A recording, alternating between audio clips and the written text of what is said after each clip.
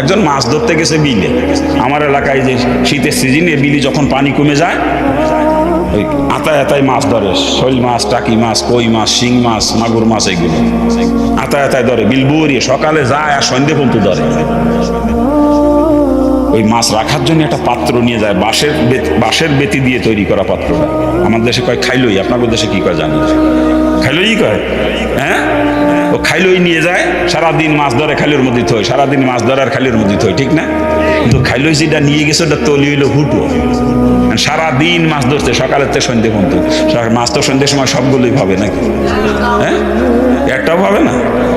যান ইমানের খাইলের তলি হুটো, আমলের মাছ ধরে ধরে থচ্ছেন সারা জীবন। ওই সন্ধ্যের সময় দেখবেন সব শূন্য।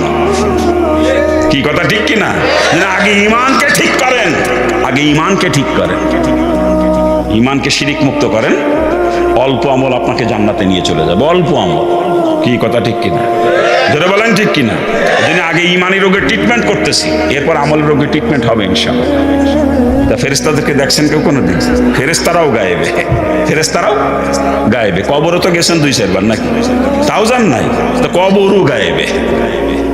হাসরের ময়দানে তো ফুটবল খেলতে গেছিলেন একদিন নাকি? তাও জান নাই, ওটাও গায়েবে।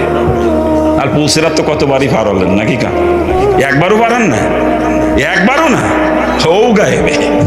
জান্নাতের তো ঘুরিয়ে আইছেন কিছুদিন আগে, তাও জান নাই।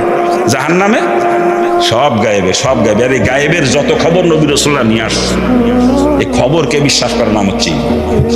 এই খবরকে বিশ্বাস করার নাম ঈমান। খবরকে বিশ্বাস করা, নজরকে অস্বীকার করা, এর নাম হচ্ছে ঈমান। নজরে দেখি জমিনে ফসল ফলতেছে, ওইটা দিয়ে আমার সংসার চলতেছে। নজরে দেখি ব্যবসায় লাভ হইতেছে, ওই লাভের টাকা দিয়ে সংসার চলতেছে। নজরে দেখি চাকরি করি, মাসে মাসে বেতন পাই, ওইটা দিয়ে সংসার চলে, এটা আমার নজর। আর আসমানি খবর কি? সংসার চালানোর মালিক কে? রিজিকের মালিক কে? নজরে দেখি একটা, খবর আর একটা। এই নিজের নজরকে অস্বীকার করা, আসমানি খবরকে বিশ্বাস করা, এর নাম হচ্ছে ঈমান।